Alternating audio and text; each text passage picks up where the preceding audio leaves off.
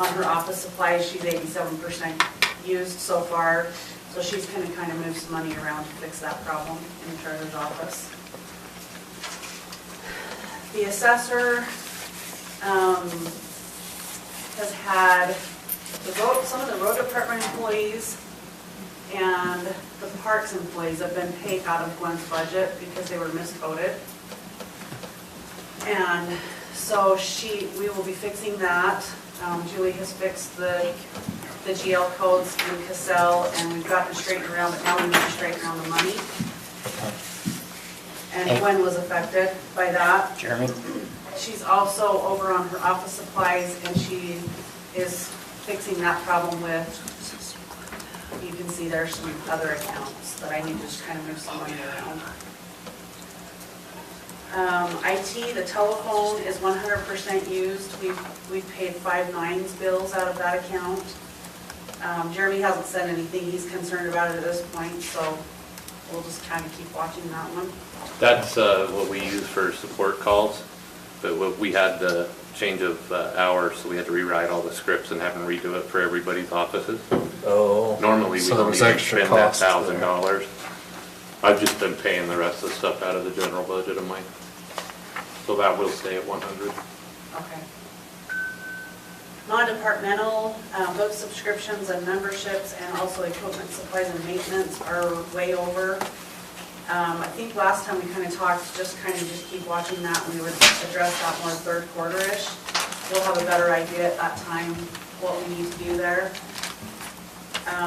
I did remember that you had the cheerleader flag fundraiser that you were paying out of non-departmental, and there's money moving. It's only $360, but there's money there. The elections budget was shorted quite a bit from what it was supposed to be. As you can see there, my notes, the 2020 election cost approximately $66,000. I'm not sure why we budgeted $35,000, but we are going to need some more money to run the general election. I'm not sure where you would like me to take that from. I really don't have anywhere else in my budget for that. It's probably going to have to come out of the fund balance. I don't Okay. know where else it would come from.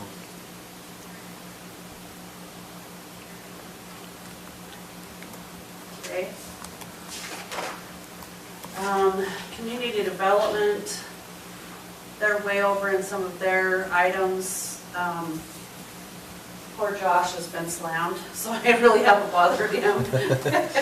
We'll let him figure things out, and then we'll work it out, so we'll be working together. And the good thing is, most of those, at least the bottom 4, are all money in, money out, right? So the revenues are probably way higher too than what we budgeted. Yes. The book subscriptions and memberships, I'm sure he has money elsewhere in his budget. We can easily fund that, so. Okay. County Fire, their lease is over, and Boyd has asked for some adjustments. You can see there in the blue. Emergency management, Austin's wages have not. On the county fire, what lease is it that we're talking about on that? Those are the breathing apparatuses. Which one? They're breathing apparatuses. Oh, Yes. I thought we just approved that just recently. No. No, that lease was put in place before Robert and I Okay. were on the commission 4 or 5 years ago. And so he's saying we need to increase that, or No, what? he's just moving some money from one account to another Okay, to fix that. all right. Austin's wages and benefits have not been paid out of emergency management, but I brought that up to Julie, and I believe you fixed it. Is that correct? I'll double check to make sure. Okay. So we'll get that fixed, so he's paid out of the right budget. Is he only out of that now? Yes. We're waiting for it to. As far as I know, is that true? That's my understanding, but Okay. we probably ought to confirm with the sheriff and get the right documentation in place. Okay. Ambulance, they're over a little on telephone and professional and technical. I didn't receive anything from Boyd on this one, so I don't really have any adjustments other than, Would the telephone be anything to do with 5 nines, or is that? no, this is, and I looked at the account just to make sure we haven't paid something out of that account that shouldn't have been. and everything was phone related, so I'm not sure what happened there. Okay. Something we might want to look at then and see Yeah. if find out. it's, like volunteers, whatever it is, if it's coming out of that, I don't know. That's Well, what we don't might give wanna look at. stipends to the volunteers for No. their phones. No, it's like CenturyLink and Verizon. There's Boyd right there. Would have been paid out of there, so. We could ask him. Perfect timing. Boyd, we were just talking about Oh, okay. telephone from the ambulance budget. We're over budget about 49, we're at 149% of budget right now. Do you know why you're so far over? I looked at it and it was just phone stuff that's been paid out of there, nothing's been paid out of there that shouldn't have. That's where So everything's out. we provided the fire marshal with a phone this year, and Honor didn't know that we budgeted for that phone from the fire side of it, so she was all taking it all on me. Oh, so we just need to do a reclassification then. Oh. So it's money in the fire side of it. Oh, perfect.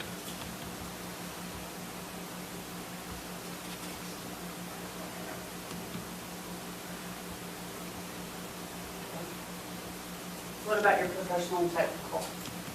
Okay, so with that, what we budgeted for was our paramedic or rescue calls. So if we do need a paramedic, we do get billed for those.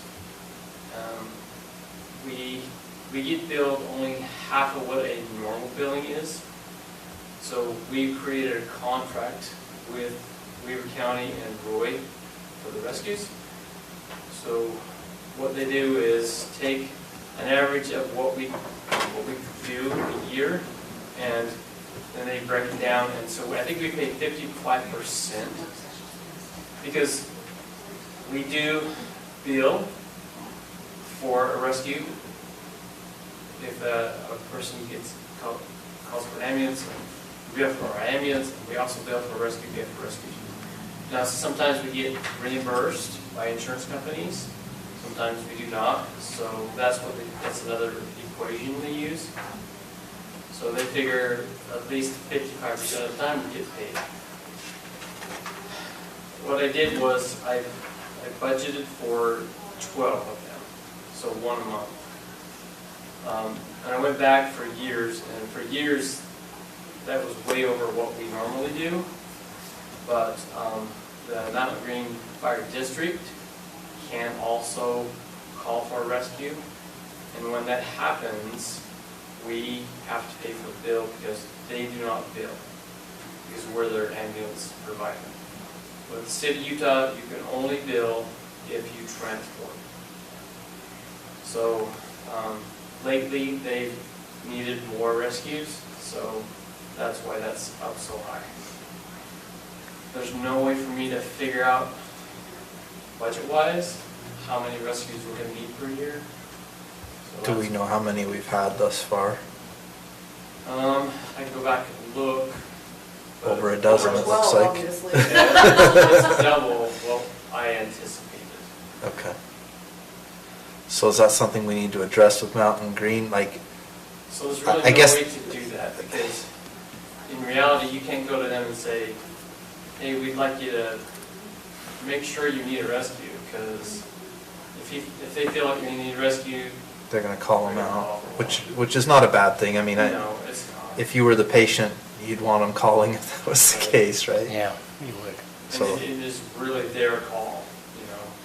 Like, there's just no way for us to say, be careful, or, And in theory, our revenue should also be up if we've had those calls and we've billed for them, right? yes. Our In billing revenue. theory, yeah, Who knows if it really will be, but in theory, it should be. right. Because you're billing for the full amount, Yeah. so you might actually, at the end of the year, actually be making a better revenue recovery, I should say. Yeah. Okay. So I think we'll be fine. It's just that, you know, we take out of that budget, we don't ever put into that budget what the revenue that's generated, so it always looks bad. Yeah, the revenue comes into a In different. reality, on the back side of it, you might be fine or better.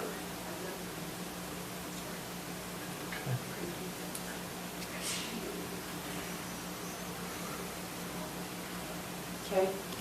Public Works, he's over on equipment, supplies and maintenance and utilities. I got no response on those, so Okay, we'll have to ask. say there. Airport.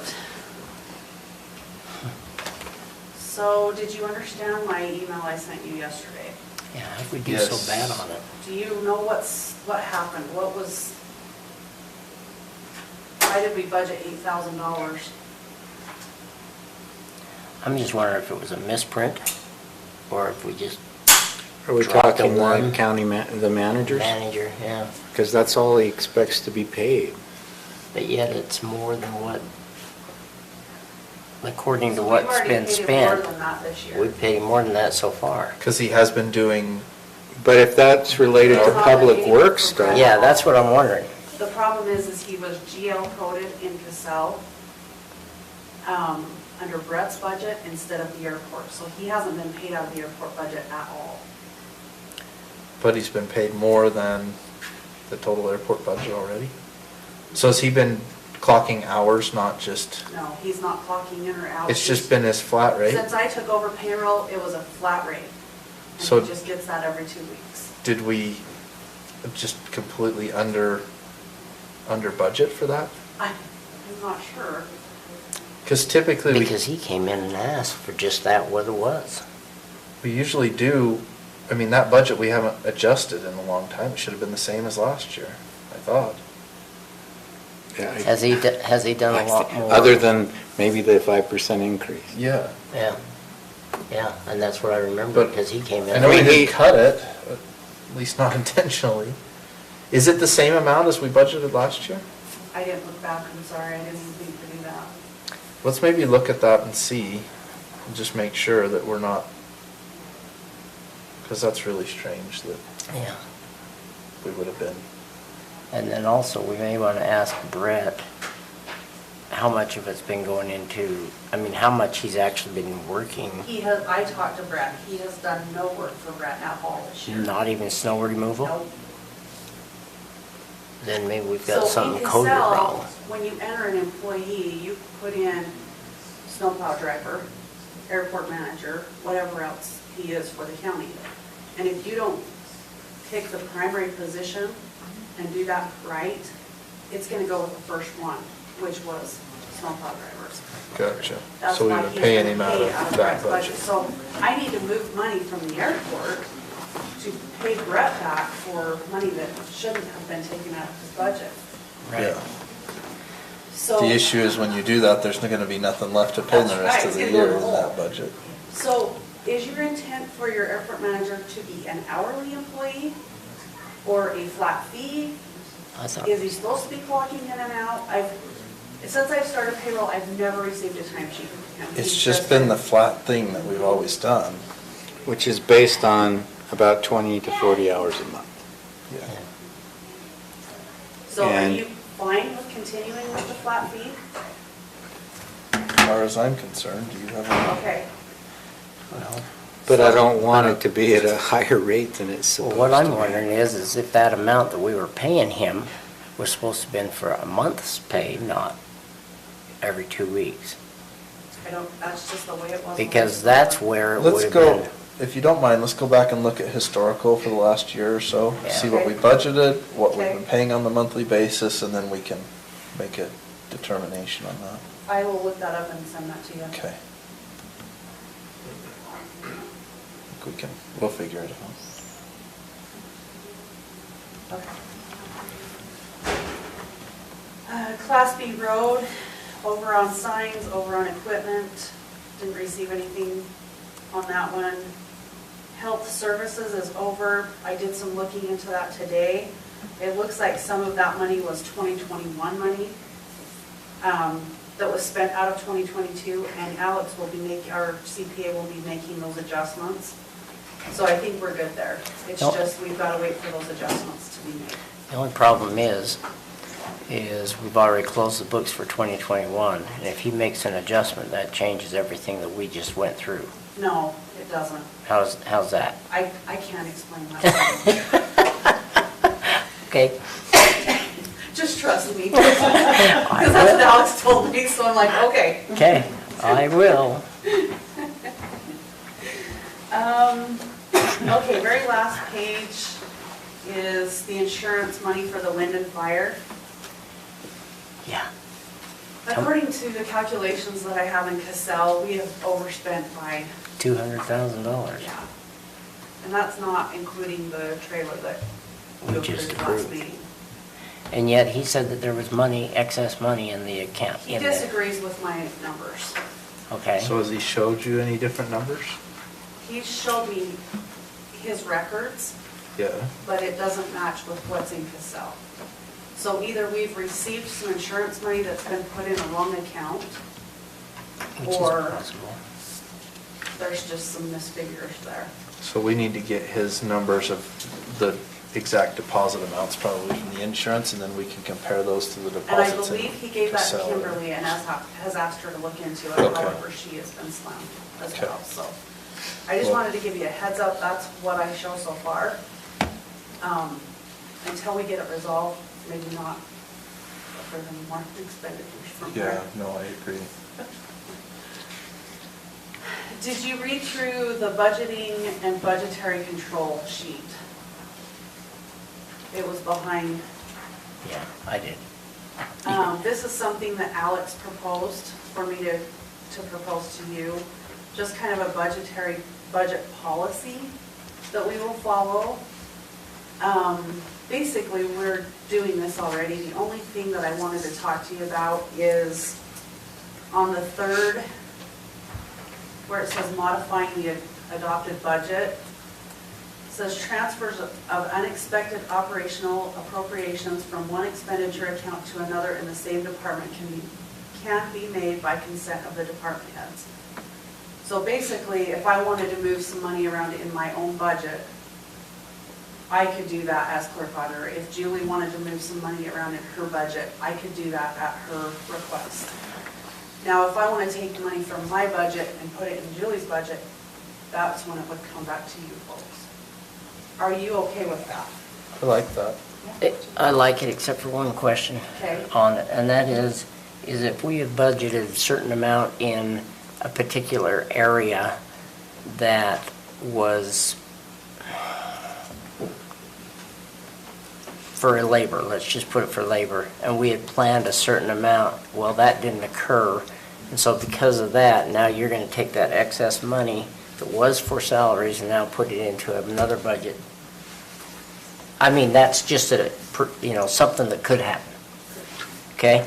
Like, for instance, I'll give you for instance, your budget, Right. okay? Your budget, we had budgeted last year for you being in a higher position and a higher pay.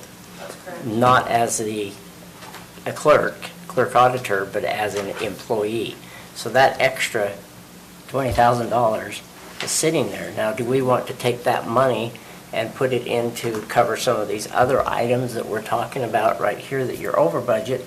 Or do we want, and if you do that, it's still within your budget and so it could be over budget. But is that a fair way to do it that way, or to come back and say, should we be allocating that money in a different area?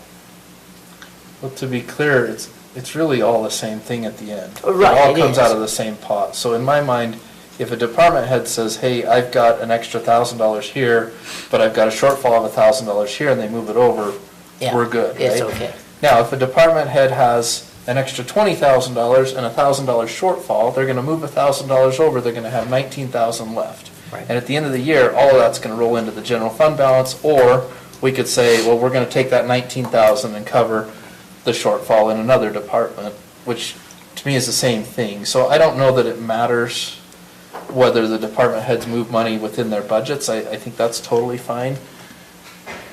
But I do like the idea of the commission being involved in moving from one department budget to another, so that we Right. know where that money's going. And ultimately, when we calculate our budgets, we need to be looking at our expenditures from the previous year and saying, well, if they had a $1,000 shortfall in this budget, is that really gonna be enough next year if we budget the same amount, or do we need to increase it by 1,000? Okay, my only concern is there might be some departments that might, well, I need the money, so I'm gonna spend it anyway.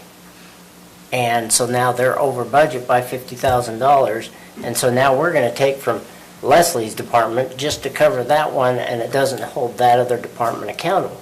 So, I mean, Doing what we even do though it now comes from is- the. There's no difference between Right, what we're doing but now I'm and just what saying. this suggests. That doesn't change Right, it. but all I'm saying is I like the budget thing that came up. I do like it, and I like the ability for the department heads to be able to adjust it. Only thing is, we just need to have a good accounting of that. And we So do. that way, we can see, as the people that have to make that decision where the budget goes, I want to be able to say, okay, it was okay for Boyd to spend that money. And he can adjust it from one department, one part of his department to another one within the budget that we allotted. However, my concern is still this, and that is since I go review this budget all the time, my concern is just because we have budget because we have monies in this department, I don't want people to say, well, it's the end of the year, I'm going to go out and spend it for this kind of a thing. I want them to still look at the responsibility of whether or not we're going to have monies left over, and that's the goal, is to try to have monies left over instead of use it to spend it. Use it to lose it, use it or lose it. Well, most Because of in your reality, it doesn't, it comes back to us and it helps each one of us as a taxpayer for how much we actually need for our next year. Most of your budgets are pretty tight. Oh, yeah, I know they There's not a lot are. of wiggle room around here. And I you're know not they gonna- are. Ultimately, you approve all purchases, so if you Right. see something that doesn't look right, give me a call. Yeah. Let's look into it. Yeah, I agree, I'm On just, the other hand, I've also, at the end of budget time, there's been times when we've looked at it and said, hey, there's extra money here, let's spend it from this year's budget and buy something we That's need right. for next year so that we don't have to budget for it next Right. year. I mean, we've done that with vehicles, we've done it with some big IT purchases in the past. And I think that's a wise move. Right. When necessary.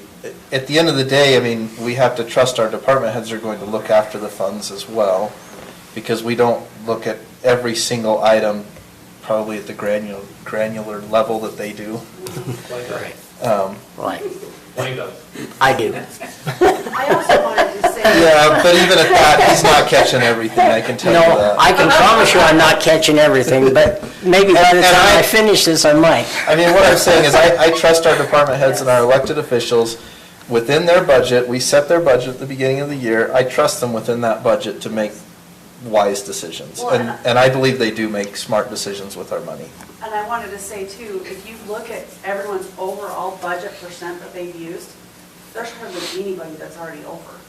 I mean, Right. they are managing really well with costs, like just to order our business licenses was like over double for printing costs. Like, I was like, what? How many did we order? Same as last year, double costs. Yeah, And I that- think it's we're gonna gonna affect definitely us. see that. I mean, our fuel budgets are gonna be blown out of the water because cost is double what it was. There's a lot of things that inflation's gonna kill us a bit this year. Yeah. But overall, your department heads are doing amazing. I Overall, they can are agree. not over budget. I think we're doing very good.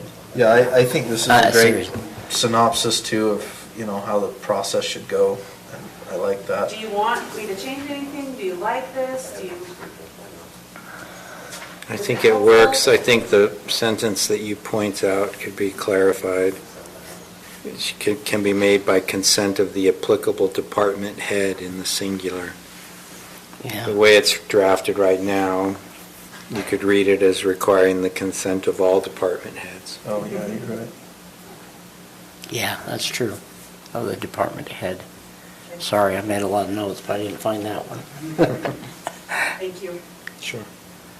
So, on policies, do I need to bring this forward to you for your next meeting to approve it? I'm not sure how. We really ought to approve every policy by resolution. So resolution. And, Okay. and the truth is, in fact, this is something we probably ought to talk about. A lot of municipalities do every single decision by resolution. Morgan City, for example, I've does heard that. that. Every single decision that they make, they do by resolution, and they have a resolution number attached to it, and then when they have to go back and look it up, it's easy for them to look it up. There's actually some real wisdom in that, in my mind, because we make decisions sometimes, and then it's difficult for us we got to go back and search through the minutes and say, well, what decision did we make, and how did we make it? The truth is, if we did do everything by resolution, although it's more paperwork, it would be much better organized, and we'd be able to go back and say, well, you know, on such and such date, we approved resolution XYZ that approved this expenditure or this whatever.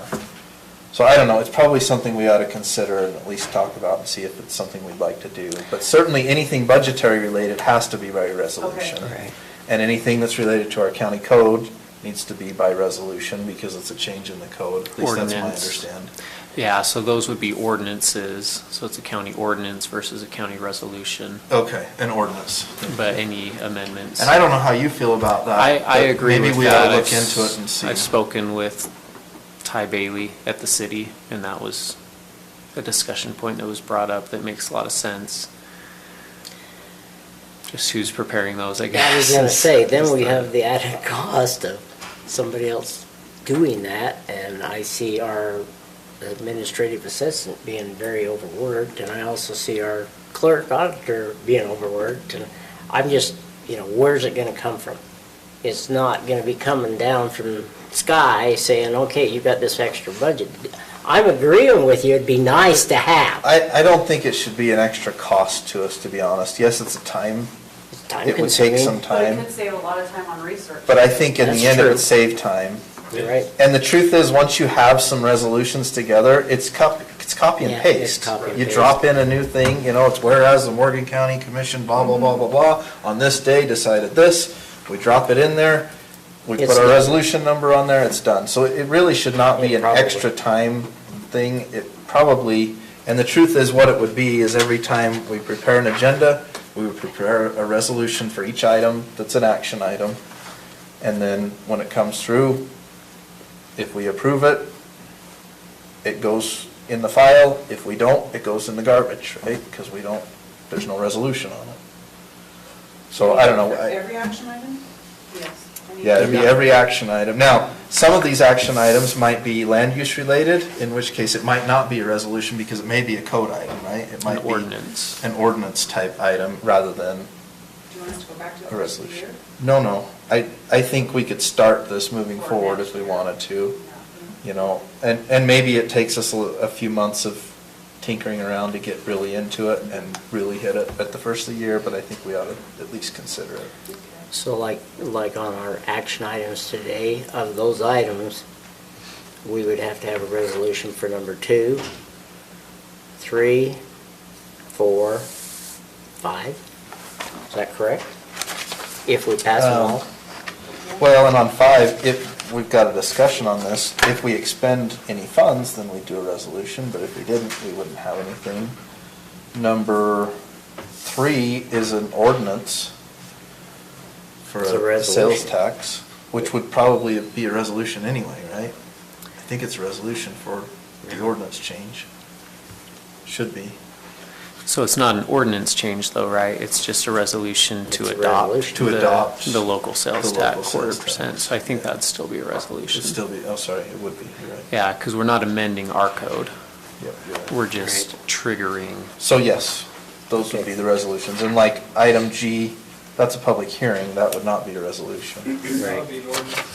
That'd be an ordinance. Rezone. Yeah, a rezone, which is an ordinance. Okay, so basically then, since we don't have any ordinances, resolutions tonight for any of this, can we even approve that? Oh, yeah. Or would we just have to? Yeah, we're just talking about the potential of changing how we do it, to Oh, do okay. it by resolution rather than just by approval. I mean, in theory, every time we make a decision, a resolution is just, we're deciding, we're resolving to do this, right? It's a decision. It's just a different way to track it so that it's not just us saying, yes, let's do it. And I like the idea of even if we could email those resolutions out to all the management at the county, and then you've got a list of, okay, this is what the commission decided during their last meeting. They did these resolutions. And if we had maybe 3 or 4 forms, so this is for a budget resolution, we've already got the form and we plug it in, or this is for an expenditure. I don't think if we're able to pin down those 3 or 4 typical resolutions, maybe every once in a while one comes up that our form doesn't account for, and then we have to make a new form. But over time, I think it would really cut down, because even sometimes I'm sitting in these meetings and I'm like, what did they decide? You know, I'm going back through my notes and the minutes, and it's sometimes hard to piece it all together. Yeah, and I think we could, if we did it by resolution, we could have a number associated with all of it. And then you could go back and put in the minutes, you know, resolution, CR, whatever. And then we'd just go, you'd be able to look at the minutes and say, what did they decide on that particular item? Oh, this is the resolution number, I can go look it up. It could be a lot cleaner, but we don't have to make that determination right now, but I think we could at least look into it, maybe think about how that would look and maybe the process. I mean, I've prepared resolutions before for some of our meetings, and they're really not hard. I took somebody else's resolution and just tweaked it. The wheel's already invented, We just gotta use it. So I guess that's a little bit of a tangent, but I will You haven't said prepare that anything. for your next meeting. Okay. You'll I also think have that's on your fine. next meeting the You think that's resolution for fine? the budget adjustments. I did get that advertised, I'm on my game this time. so there's one other adjustment that we need to make sure we Okay. do, which was on the fairgrounds So you capital already improvement. approved a resolution for that, and I've already taken care of it. Oh, so we've already So moved the it's good. funds. So Yep. we're good there. You're Okay, good. great. I looked into it from last time, Okay. and you approved it by resolution, it was good to go, so I've already moved all that money in. Okay. It's, Because we're gonna have a bill come in shortly for the pavilion over there. It's basically done, it's up and the roof's on. Good. It looks wonderful. Good. Um, So, my question then is she's preparing this budget resolution for next time. uh-huh. There are some items that we need to go over that were misbudgeted last year because we didn't know what we were doing, you and I included. And that was with economic development Uh-huh. and with tourism. We need to go, and maybe airport. Those items need to have a different budget number there, because all those expenses come out of either the restricted funds or they come out of the economic development grant. And the same with some of the recreation. And so we need to go through and try to determine what those are before she has to put it into the posting, which is 10 days before or 5 days before? For which one? For the budget amendments. You have to have it posted according. 7 days. Is 7? Because here it was Yeah. 5? probably a week. I think it's 7 days prior. It's fine, I mean, I would say if you have any adjustments, send them to Okay. Leslie so she can start Okay, making we're gonna them. have to work tomorrow if you can. Yep. Now, as far as the economic So that won't development be here stuff, till later. as I recall, we budgeted for expenditures with the same amount that we budgeted for revenues. So there should already be funds there. No. You We- didn't budget anything for expenditures? No, we did, but what we did is we took the TRT taxes for economic development, and those cannot be used for that. TRT taxes cannot be used for economic development, except in certain areas. So if that's the Yeah, case, yeah, we've they got can in certain $22,000. We've got about $22,000 is all we can use from TRT taxes to go into economic development. So we misbudgeted that whole section last year. And so how we're I don't know gonna do about it, I'm gonna have to. misbudgeted because the revenues and expenditures were the same dollar amount. We didn't budget line items for each one. Yes, we did. I You don't look think at, so. you look at your, I'll tell you which page. But we can go over it. I mean, we still got a few minutes, but. Oh, economic. While he's looking that up, question for you, do you want the auditors to come and present the audit to you? It's not required. We met as an audit committee, well, Blaine and I, met as an audit committee, went over the budget today. It's solely up to you. Do you want them to come and present it, or we just send it to the state? Well, they need to look at it. I mean, I think it'd be good for us to see it if it's gonna cost us $800 for them to come up here in their time and That's right. to present it, and maybe it'd be better if they just send it to us and we can review it. Okay. But it's Yeah, up and, to you guys. and if so you for feel me, that- I think what we ought to be doing is we need to present it to the public, though, that it is complete somehow or another in resolution form, whatever you want, to present it. Why don't you go ahead and submit it to the state? Right. And then put a review of the audit on our next agenda and just include a copy of the audit report. Yeah. And we can ask whatever questions we want to have, but I don't know that we need to have them come up to Yeah. present it. I agree. I can agree with that, too. Jeremy, I have a question. I had a resident ask about the minutes for the Airport Advisory Board, which I have heard them approve, and Julie said she's sent them to you. Do you know where they're posted? Anything that is sent to you, Julie? No, actually, it was sent No. to me, and I sent it over to, No, Somebody. Julie that's on the Airport Advisory Right. Board. I've got about two things from them. One was the other day for their meeting, and the meeting was an hour after he sent me the stuff. which But means yeah, it if you wasn't. just give them my email and them send it directly to me, I'll have it within 20 minutes. So, Yeah, the biggest thing is they have to be approved. So if it's a meeting, a minutes of the meeting, and she gives it to you, because she did that to me when you were gone, she sends it to me 3 days later. The problem is it had never been approved in an airport advisory board meeting. So they need to be approved in that meeting before they can be submitted. right, but I'm talking historically. Yeah, historically, it hasn't been done. I have not been getting them, so if you just get them all to me, I'll get them over tomorrow. I've got January and February's if you want. I'll send them over.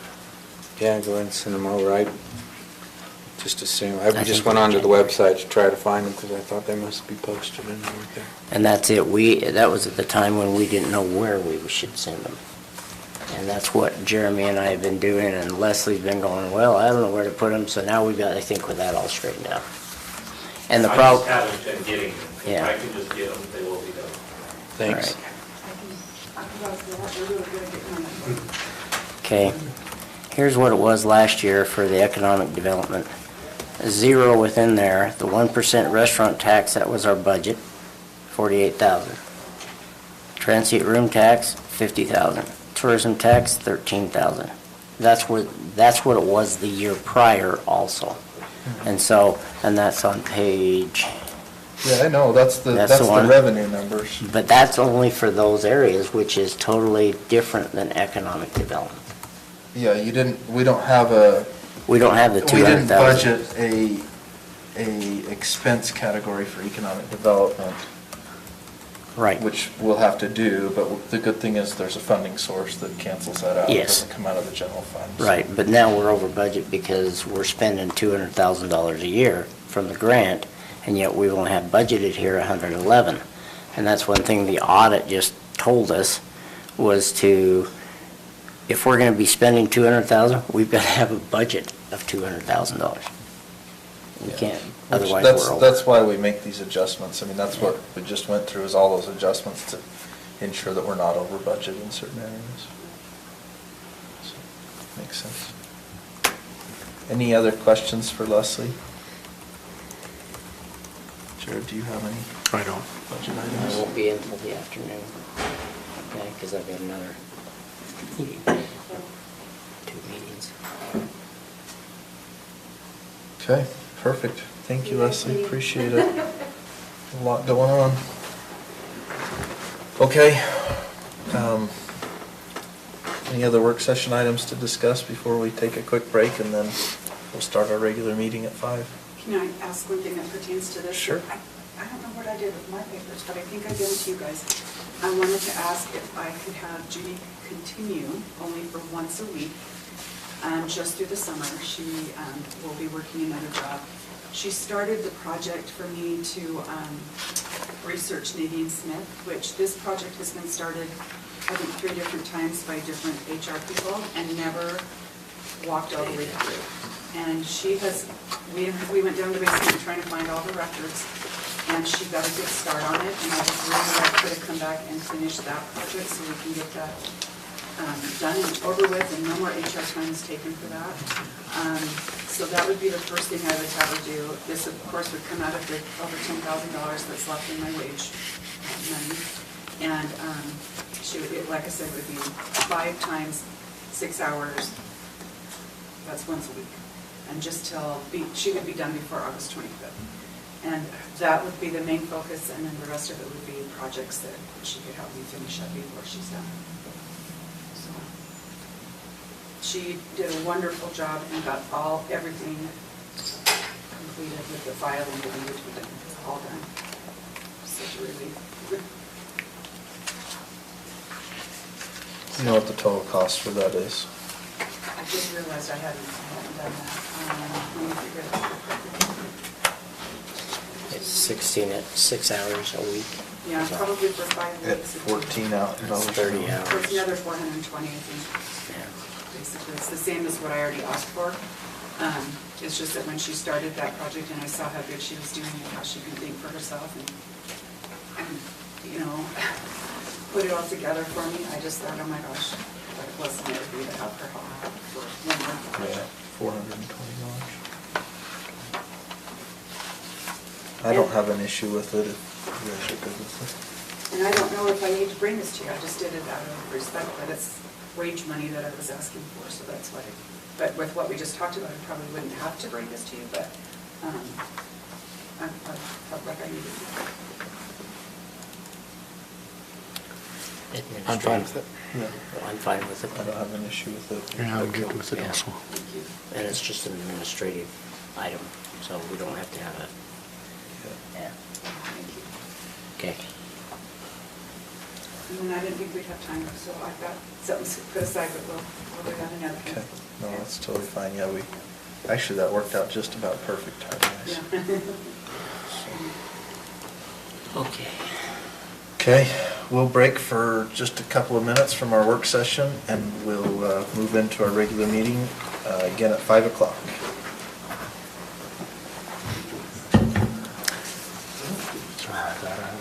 Oh, you're totally fine. I'll talk about it at the end, but I had an important recreation meeting. Made some good progress along the way, so. Do you have the information that our lobbyists used in conjunction with the interchange? Like, don't they have some kind of collateral documents that kind of talk about it? The actual, the agreement? No, just like the list of the interchange would be just the type of stuff that they were sharing with the politicians. Do we have anything like that? I can track something down on that, because I know they had to do a preliminary kind of concept. How would this work? Okay. So, and I got an update on that too. Trying to get some information over that they can put in the packet to give to the Lieutenant Governor for her visit. And one of the items on that visit is to look at that area and talk about the interchange and reports. So, Let me, I'll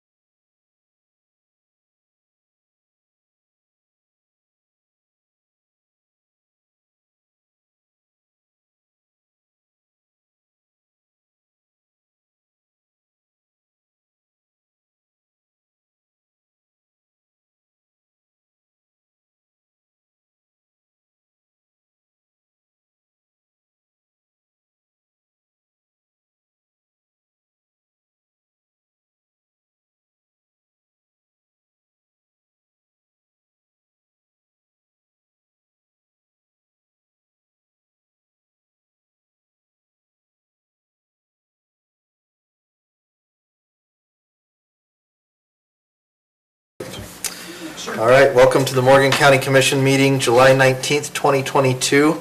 We welcome all those who are present and any joining us via electronic means. We'll excuse Commissioner Wilson, who's out of town currently.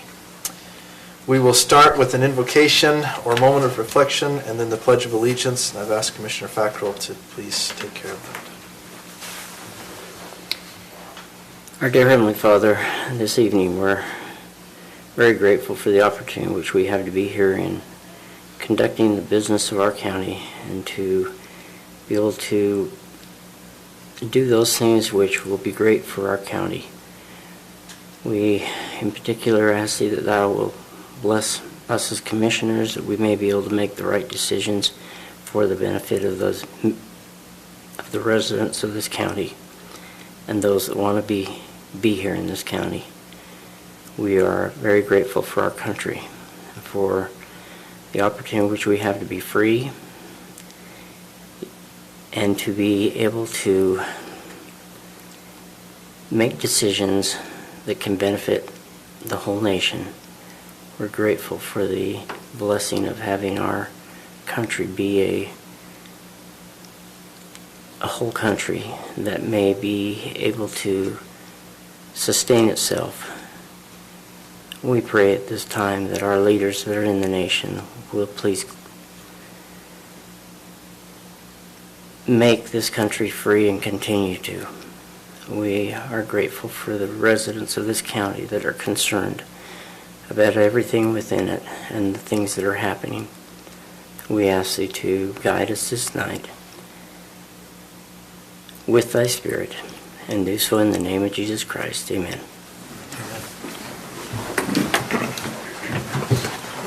Please repeat after me. I pledge allegiance to the flag of the United States of America and to the republic for which it stands, one nation, under God, indivisible, with liberty and justice for all.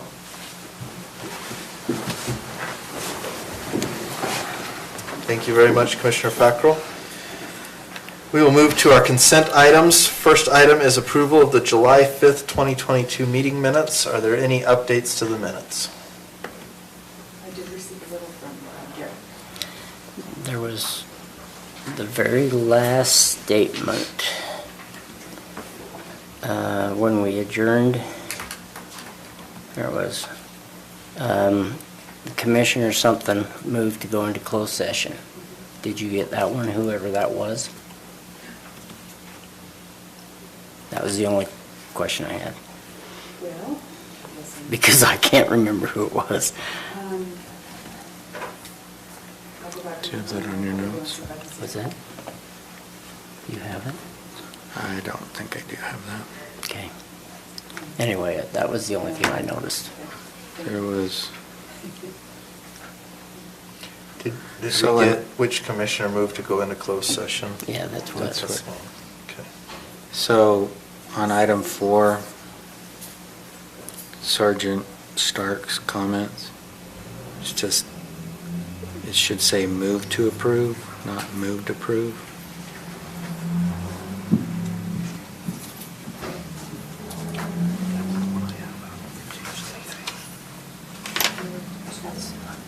Did you see where it's at? And then, and John read Ryan Brown matter. It said, it should be, it's the conditional use agreement for Reprieve Recovery Center. So that's all part of the title. So capitalize C, U, and A. And then it's referred to a second time, and it has permit in it. And I don't remember if it had permit in it or not. Was it just the conditional use permit agreement or conditional use agreement? Conditional use agreement. Okay, so we can strike the word permit out of the second time. Out of where? The second reference to the agreements. First time you call it, it's called the conditional use agreement, which I think is right. The second time it says conditional use permit agreement. And I may have misstated that when I made the motion. And then in the public hearing item, we're trying to be consistent in the way we refer to the motions. And So move to approve as opposed to motion to approve. That's all I have.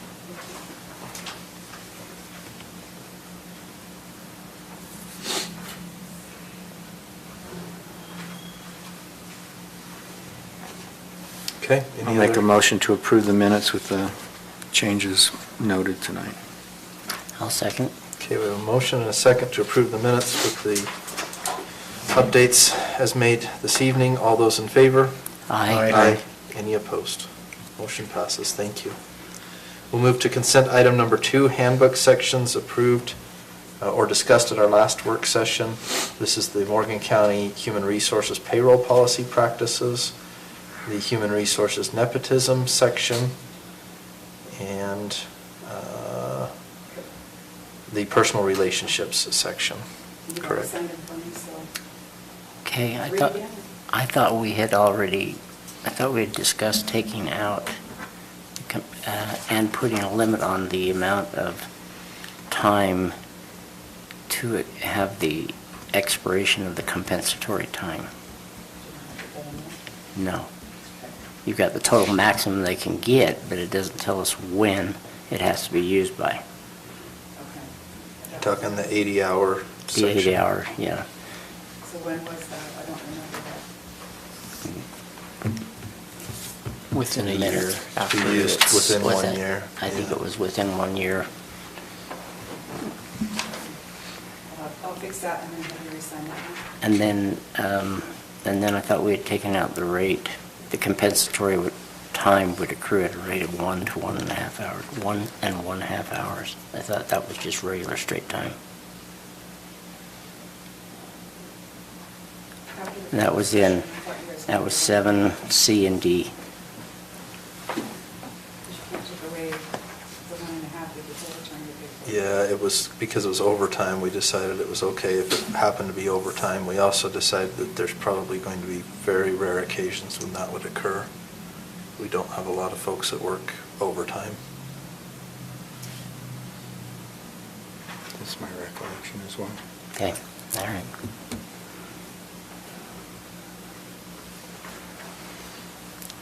Oh, Any other comments on the policies? and then number 11. And that same one, time worked and leave shall be reported in increments of 15 minutes. If we're on a time clock, why do we need to have 15 minutes? I'm just curious. Because we're on time clocks. We don't if we're on time clocks, but those that put it in, there's a few that have to put it in by hand at first, when they first get hired. Okay. It's just we have that policy for those people. Instead of putting .07, they can put 15 minutes, yeah. Until they're Would you, working on would time you clock. feel better if it said, or by time clock, instead of just leaving it at the 15-minute? By the regular time measurement method. We maybe. we could just add or by time clock to the end probably, and that would take care of it. Okay, And like I that's said, fine. it's only the first week or 2 at the most that they would be using paper. And that's just Okay. while we're getting onboarding and everything in the system. So when we get, once we get Cassell working with that, can't that start within the first day or two? We can if they get all the paperwork into me beforehand, but they usually come and sign much of it the first day they are employed. Okay, But I can work on getting them to sign it before. Okay. And then they definitely. okay. Okay, it's fine with me. Okay, any other comments on the handbook sections? If not, we'll look for a motion. Mr. Chair, I make a motion that we approve the Morgan County Human Resource Policies for Payroll Practices, Nepotism, and Personal Relationships. I'll second it. Okay, we have a motion and a second to approve the handbook sections. All those in favor? Aye. Aye. Any opposed? Motion passes. We will move to item C, Commissioners' Declarations of Conflict of Interest. Are there any conflicts of interest with any commissioners related to items on tonight's agenda? Okay, seeing none, we will move to our public comment period. This is an opportunity for the public to address the commission We will ask that you please state your name and limit the time to 3 minutes. We do have a public hearing at the end of the meeting. Our last item, item G, is a public hearing for a proposed map amendment for property located in the Mountain Green area. So there will be an opportunity for the public to speak to that particular item at that point. If you have any other items you'd like to address, please come forward now.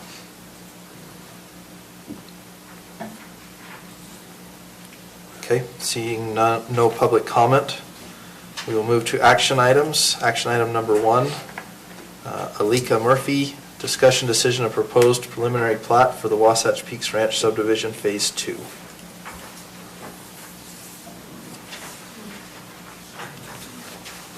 Okay, so this request is for a 25 lot preliminary subdivision plat.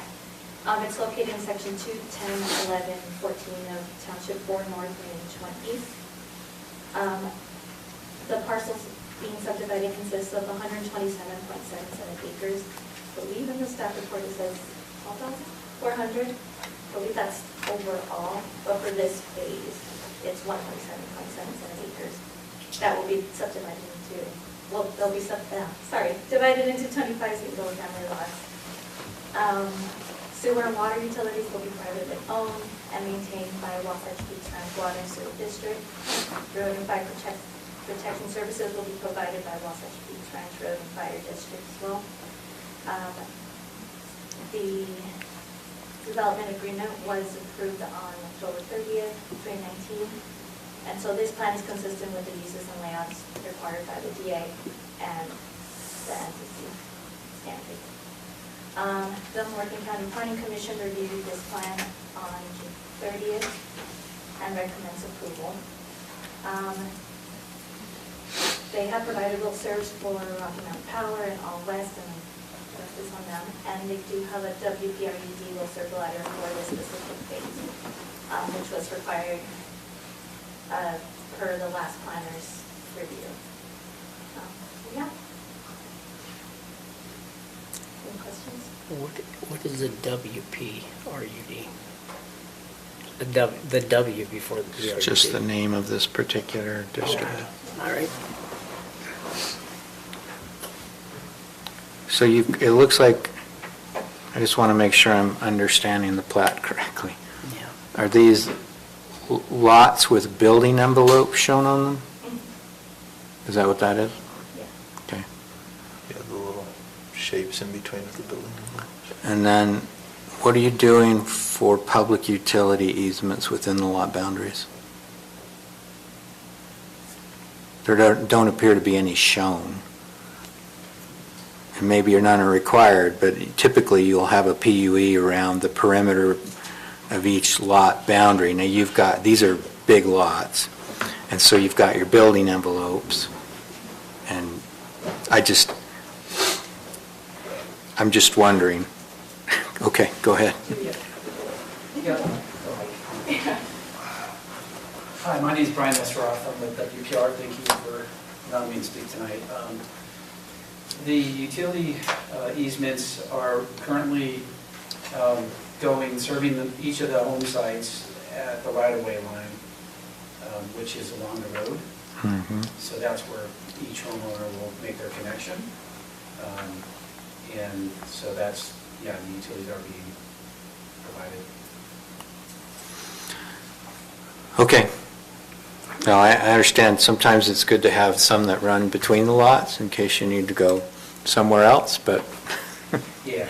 you guys are the ones responsible for that, so. So each home site, they'll make their connection right at the Oh, yeah, and I'm not worried about the individual home sites, even if they don't have an easement, you can call the power company and tell them to remove the power line, but then you have to run on a generator the rest of your life, so it doesn't work, but most residential subdivisions will just have these PUEs around the perimeter that can be used to access another lot or whatever, and I just didn't see them, and I was just. Part of our reasoning is we're really trying to prevent the vegetation from being removed, so we're trying to really kind of pinpoint these utilities and prevent trees from having to be removed for utility access. I like it. I mean, if you can stay within the main corridors, that's great. Yeah. I'm here for more questions, but I appreciate the opportunity and the staff for working so hard to get us to this point tonight. So please let me know if you have more questions. So as far as the, you're asking for 25 lot subdivision along with an additional, this is a phase, I'm just curious, the open space ones that you've set aside are not part of that 25, it's in addition to the 25, is that That's correct? There are Okay. 25 lots, home sites we call them. We have open space lots as well that are, restricted. And we have one parcel. Okay.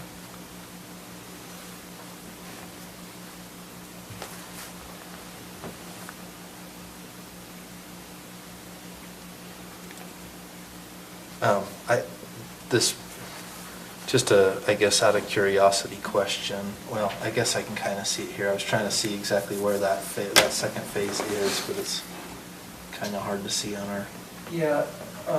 it looks like it's next to the first phase, right? Yes, Looks just, like. just west of the first phase. Gotcha, okay. Gentlemen. So it's not the area in blue then, it's the other area up above it, where the star is? Yes, it's in the western side, kind of in the Okay. trees, a little higher elevation. I thought you were showing us one map that was supposed to be on the side, so, it's okay. So has your first phase plat recorded now? Yes. Okay. Excellent. And then, just by way of information, if you've gone to market on the lots? Good. I can see stuff on the We hill. closed 12 lots.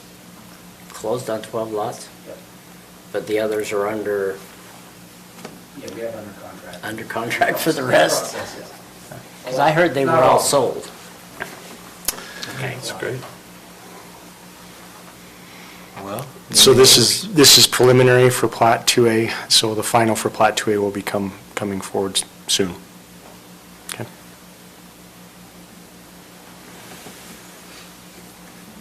Okay, any other questions from the commission? Okay, I think for the interest of the public, we'll just remind the public that there was a development agreement approved a couple of years ago on this project, and so this is just phases of that development agreement. This is nothing new in addition to what was already approved in the development agreement. It's just they're now ready to move through the phases of what was approved there. Thank you. Okay, do we have a motion on item number 1? Mr. Chair, I move we approve the Wasatch Peaks Ranch Phase 2A preliminary plat, application number 22.013, allowing for a 25-lot subdivision of land located at approximately 4213 North Morgan Valley / Peterson, Utah, based on the findings and with the conditions listed in the staff report dated July 19th, 2022. Second. We have a motion and a second to approve the preliminary plat for Wasatch Peaks Ranch subdivision Phase 2. All those in favor? Aye. Aye. Any opposed? Motion passes. We will move to item number 2, Commissioner Fackrell, the Cassell proposal for accounts receivable program for the Treasurer's Office and Planning Department. As you guys recall, back in May, it could have been the first week in June, the Treasurer Department and the Planning Department came to us with a concern that we had for 2 accounting methods. The accounts receivable was being done in the Planning Department with QuickBooks, and the rest was being done with Cassell in the Treasurer's Department. In the proposal at that time, we postponed the item, and if you guys recall how much it was going to cost us, and it was just a little more than what we had planned on. And since then, I've had a few meetings with Cassell, and Cassell has given us a new proposal where they took out all of the cost, most all of the costs, except for what you guys received in your email or in your packet. And that has now been resolved to where it will be, for training, $1,680, and then the $138 a month that it would cost per month to maintain, to do their thing with everything they do. That one will be, if it's approved, that one will actually reduce by 5%, because we're going to pay, I would like to pay it up in the year advance, because the money's already set aside for Cassell. We need Cassell.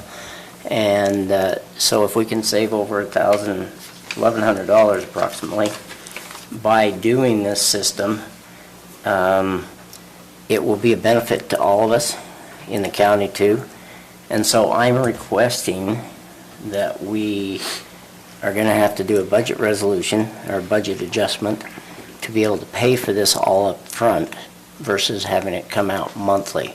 By doing so, it's a 5%, and to approve this this AR, accounts receivable package, that will do away with QuickBooks, saving us approximately, I think it was $900 extra. Mr. Chair, I need to be excused. Thank you. Excuse Commissioner McConnell, he has another engagement. Okay, perfect. So as far as upfront costs, we're talking about $1,680. $1,680. And then we'll have that additional $138 a month in costs. However, we'll be reducing our cost by about $900 a year for what we're currently spending on QuickBooks. Plus we won't be Plus a spending, 5%. plus a 5%, because if we pay it yearly instead of doing it monthly, Cassell will, because we've been spending, and plus, let me give you a little bit more. Cassell increased their prices July 1st, 3%, all of them. They told us when we were talking to them that if we would go and pay for it yearly instead of monthly, that they would take out the 3% and give us an additional 5% off the total cost. And so that's what I'm requesting tonight, is that we do that along with adding that component for the planning department and the treasurer's department, and to satisfy the audit concerns that they had. So the total cost this year was not budgeted. The total cost for which would be an ongoing cost yearly, would be $32, if Jeremy's around. I say don't use those, just use the ones. Which one? Just use the actual numbers on it. Okay, the actual number was 18,189 plus that 138 minus 5%. So it'll be an additional. So the new the new AR program, accounts receivable, is going to cost us $1,680 As a one-time. as a one-time cost. And then 138. And then it would be $138 a month Minus times 12. $7. Minus for the whatever it 5%. is, yeah. And so we add that on to the 18,189, that 138 minus 5%, and that's what the total cost would be yearly. That will take us through until next July. Then in July we'll have, and in October we can budget it for next year, but we're going to have a budget adjustment for the 6 months that we're paying up front now versus next year. So do we currently pay them on a monthly basis We now? currently pay them on a monthly basis. So I'm not against paying a group for a year, as long as we have an out. There might be a possible chance, a small chance, but in a couple months, we decide to change gears, and if we do, I want to make sure there's the ability to get that reimbursed. I'm not sure that's a great idea to pay somebody ahead of time for a full year, is my only concern. And on all agreements, I want to make sure we have the ability to step out of them at any given time with the 30-day. I think there's a typical 30-day Or 60 notification. day. Those are my thoughts, Okay? concerns. And I can agree with that, but if we do that, we change everything within the county.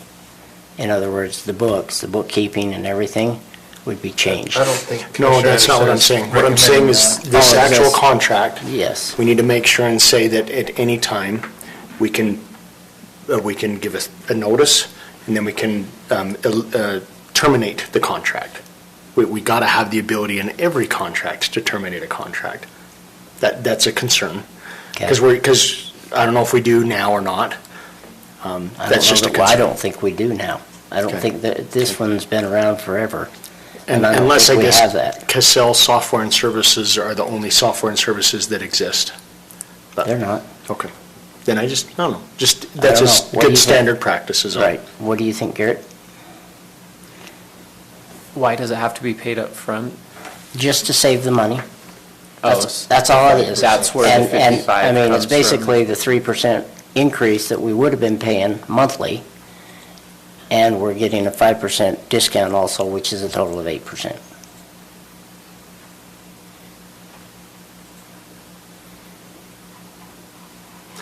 And that might be why they require it up front, is to give those discounts. Yes. Yes, But they if do. there's more, If not, we can go back to the same, the amount, and just pay it monthly with a 3% higher cost. it's not a very specific contract in what I'm reading, at least that was in the packet, though. Right. It says that, and so maybe a provision can be included Yeah, I that think this is says, just, to me, This this is is just a just to the add proposal, right? the AR program. I don't think this says anything about, I didn't read anything here about the No, there 5%. wasn't. There So, wasn't. in my mind, we probably ought to treat this as two separate things. Number one, treat what we have here as a decision. Are we going to move forward with the AR program, training, and the extra $138 a month? And then Okay. a secondary decision would be, do we want to pay A all of yearly this basis. on a yearly basis up front? And if so, what is that savings, and do we want to move forward with that? And we probably ought to have a different I agree. document from Cassell that says, hey, we're giving you this 5% discount if you agree to pay up front. What we might want to do is have a look in the past and see what the original agreement with Cassell is, whatever year it was, long before us. Yeah. it's been- It would be probably back in 2000. And that original agreement might have an out anyway. It might have an out Even if we pay it on a anyway. yearly basis, it still might have an out. Yeah. There is no real current agreement, we just pay monthly and stop paying anytime we want, so. but maybe they would be open to an agreement that says we're going to pay annually to take advantage of this deal. If we get an out, and we give 30 days notice to break the contract, then we'll receive back pro rata what we would have not paid at the monthly rate. And see Yes. if they'd be okay with something like that.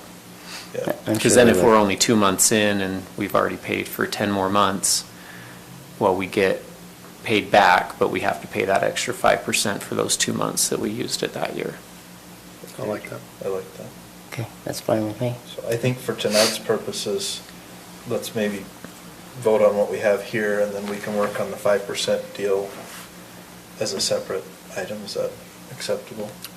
So we just want to move forward on the And would that be, Blaine, you're kind of taking the lead, but I can help craft language Okay, if you loop me in. yeah, that's fine. So for just the accounts receivable tonight, correct? Yeah, I mean, that's what the proposal is, that's what we would sign, just saying we're willing to pay the $16.80 for training costs and the monthly software costs of $138. Okay, And then if we do the 5%, great, that'll reduce this cost. What we'll probably also want to do, once we decide on the 5%, we can have Leslie prepare a budget adjustment for that and decide where those funds would come from. okay. I'm guessing Well, it the comes out anyway. $16.80 and the $138 a month were probably okay to absorb in the current budget. We may have to make a small adjustment, though, I don't know. We'll have to make an adjustment for just that amount. Okay. And also, let's see, did we budget for the increase 5%? No, they didn't send that to us after. Okay, so we Yeah, so we'd have to budget for that one way also. or the other. So if Okay. we don't pay for it yearly, we'll have to pay the 3% extra. Okay. All right. Okay, you ready to entertain a motion? Yeah, absolutely. And then let me know, Commissioner Fackrell, if there's anything I need to add. Okay. Move to approve approve the proposal for the accounts receivable.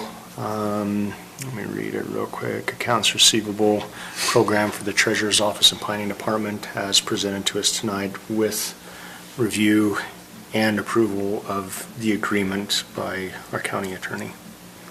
I'll second it. Okay, we have a motion to approve the proposal for software through Cassell, AR software for the treasurer and planning department. All those in favor? Aye. Aye. Any opposed? Motion passes. Okay. Thank you. I'll get that going then. Commissioner Anderson, discussion decision, approval of ordinance for 1/4% local sales tax option. Yes, I was out this weekend and I got an email from our planning director. I asked him to look into this. I can actually forward it to you guys right now, but it's if you remember, we passed our 2/4% sales tax a while ago, and we have not created an ordinance, which we need to do in order to enact that tax. So I've asked our planning director, Josh, to look into that. He's done some work on that. He's got a document here that I just forwarded to you, and I apologize that you didn't get a copy of this ahead of time. I'm not looking for approval tonight. I just want to make sure you've got that document and see if there's any questions as we move forward in getting that ordinance created for approval. I'm sure by next commission meeting we'll have all of our comments in there and what we need to do for moving that forward. But I don't know if you other commissioners have any questions or concerns on creating that ordinance for the 2/4% sales tax. I do. Okay, I think, Josh, just a couple quick comments, but I'll get it in an email to you. But I think we need to call out which sales tax, 1/4% sales tax they are in this document. And I don't think we need the sections that reference what the city is planning on expending theirs for, so I think we can. Yeah, I tried to take those out. There were two that were highlighted in red. Yes. I wasn't sure how I should reword those, so Yes. I sent it to Garrett. Okay. Try to work through that. Well, if you guys are good, and this was more for discussion versus approval, but if you guys are good, we'll continue to move forward on working through this ordinance. I've got my concerns. You've taken out a portion of this, which basically goes against the rules of this tax, this option sales tax, which is partway down through the page where you've crossed it out, which is whereas investing in safe and connected trails, bike lanes, sidewalks, and multi-use paths will encourage our residents to be more active, enable them to spend more time with their families via transportation, and result in improved personal and community health. Since we are the fourth most healthy county in the nation, and since we approved this, we need to make sure that is in there, especially when that is one of the reasons why this tax was allowed to be done. You look at all state legislative code, every bit of the code, and there's many different references in it. We, in reality, cannot take that out. It needs to be in there. That's part of the use of that sales tax. Not saying it all needs to go there, but it needs to be included in there as one of the potential uses of that tax. Okay? Agreed. And so I need to just make sure that that is in there, and then when you go into the investment in road and street needs, basically you've got active and alternative transportation infrastructure needs, and I mean those are Morgan cities, but we need to, those the city can take care of. I think we need to work about on our own county. If you don't mind, Commissioner Fackrell and Chair, if we can just have your comments via email, and then we can work through this ordinance. Okay. There's a few items I'm seeing in here that I would change a little bit, but it's a start, and we need to have an ordinance in place in order to enact the tax. So. Okay. And I will note that there is a portion of that local option sales tax that will go to Morgan City, which is probably why Right. there's a section that talks about Right. the city. Now, we may want to duplicate those same sections and talk about Morgan County, I don't know, but Yeah. we can certainly have much more discussion about this and we'll Okay. come back to the next meeting. That's fine. Okay. With that, I think we'll move on to the next item unless there's anything Yep. else to discuss there. Okay, Commissioner Fackrell? All right, this. Item number 4, this was kind of unclear on our packet. agenda. I think we need to maybe tighten that up a little bit moving forward so we Okay. don't have that. Did you any receive confusion. But I did receive the agreement email? that you sent over. Okay. The email. That was based upon the red lines, or basically the comments that Garrett had sent over to Mauricio for Blue Spider Media, so that we can keep our Wi-Fi current. I mean, not our Wi-Fi, our website current. And he has corrected those items, put in those comments, and the question is whether or not we're going to continue to use Mauricio, or the Blue Spider Media, or if we're going to look elsewhere. And, I mean, this is just a contract to continue out working this website for the next year. And the cost, as you can see, they took out the part that was $450 a month. That I had a question on it, that it's open-ended, which I don't necessarily like, but if we don't have to have any adjustments to the website, we don't have to spend any more money other than the annual fee and anything else. If our departments continue to do what they've been doing, working through Jeremy to put different things in the on the website, then, I mean, I know Bailey has and the assessor has, and a lot of different ones have been putting different items on there for the website. He's basically going to host it for $143 a year. So Do you know, what do we pay on average a month to currently run that website? 0. That's because we haven't paid him. We had, we just, $122 a month Yeah, was under $122. the former agreement. and this is the new agreement if we decide to go with it.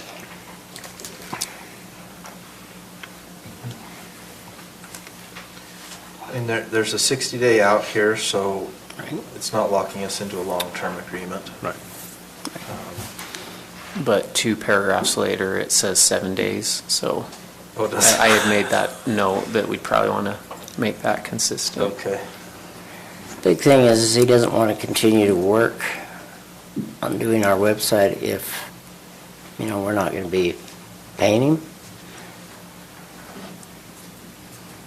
Which I can understand. I agree. Yep. Yeah, so, have you reviewed this, Garrett, and made all your changes, or? No, I had sent my red line out, and I don't think I've gotten any comments back on it yet. This is it. From him, not from us. What's it? This is the one that you had put red lines on there. I sent that over to him to take care of those problems. This is the revised portion after all your red lines. Oh, I don't see that. Was that in the packet? Because I don't see it in the packet. No, I sent it to you We've got it through the yesterday. email. Yesterday. Okay.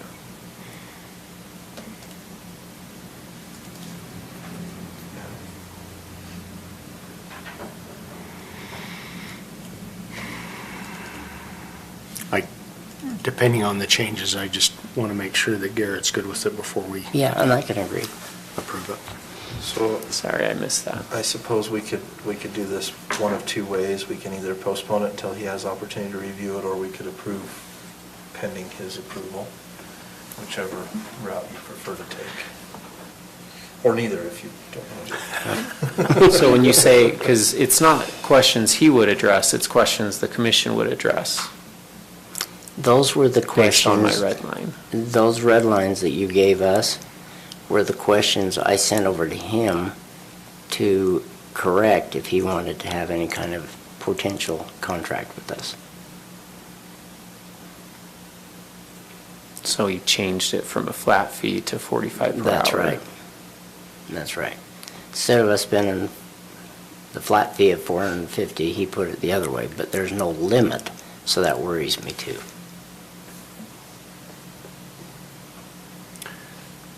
Do you want to postpone this for 2 more weeks? till Why don't we get it- postpone it? Do we know, I would love to know how many hours he's historically spent on it, so we can kind of get an idea of that. A little You bit know, of a better if average. historically he's spending 5 hours a month, He that would- gives us an idea. Garrett would know, because he talked to him Oh, no, I don't know. Oh, I He thought you just had- said maximum of 10 hours.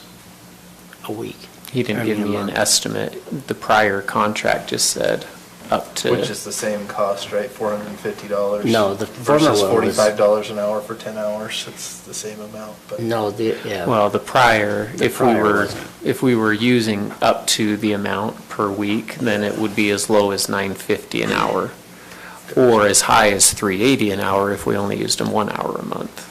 Sure, And so that, it was a wide range because of a flat fee of $3.80 that makes sense. initially. And so that's why I was putting in, do we want the flat fee? Is there a set? And maybe we'll I talk almost about a wonder. limit, if it is per hour, right, what that limit is. Yeah, and in my email that I sent out, my red line, I said maybe we should loop Jeremy in, because maybe Jeremy would have some, is he still, no, he stepped out into the discussion, because how much can he do versus Blue Spider? And there was a question that Mike had sent that I followed up in my email about what budget is this coming out of, and how much do we have budgeted, because that, I think, impacts the decision. And I'm not a decision maker, I'm just pointing these things out as you're deciding. Here's Jeremy. So I'm not 100% sure what you're actually talking about. Is this the posting fee? Or? This is the actual website to host it and to maintain it. Is this the 1344? Did you? This is the one that, no, we already paid him that one for the contract for last year that ended in June. Because she just gave me that today, and I said, we can't pay that until we get a resolution, because I don't have the funds for it, and you put it out of my technical professional budget line. He sent you an invoice? And that was the. Yeah, well, he and that's had just the to hosting. for last year. He said That's the for last year. $122 a month under the initial contract, or $112 a month, okay. Under the original, All right. Okay. But I don't know what he's doing on the website right now. Everybody's been sending stuff to me, and it's Yeah. been going great, I think. And so that's why I'm thinking more along the lines of what he submitted, is if it's not gonna cost us more than $143 a year, that could save us some money, other than if we have to add added pages onto it. And those are expensive. Hey, But you it- work hard. But if we put them on, if we have Jeremy put them on, then all he's doing is hosting. That's all he's doing, hosting it.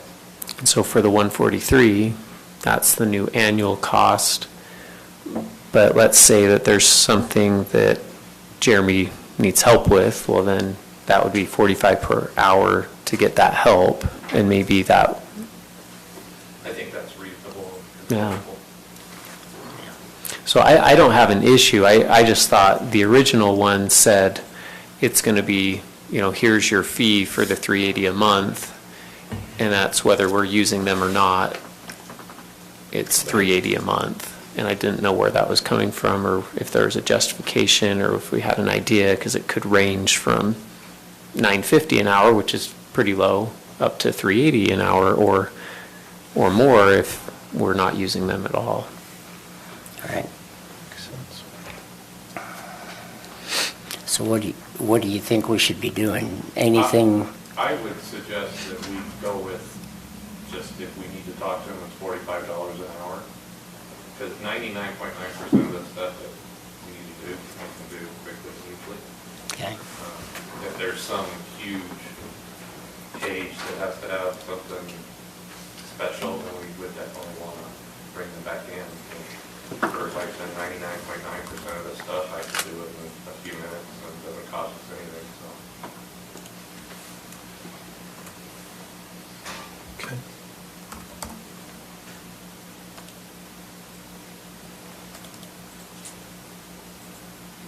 And the new version does update both to say 60 days. So that's, Yeah, I was looking for your 7 days and I didn't see that's it, in my so- prior red line, so he made, Okay. it looks like he's made all the changes to my other red line. That I was intending it to be for, for the commission eyes, but anyway, hopefully he didn't mind how I wrote it.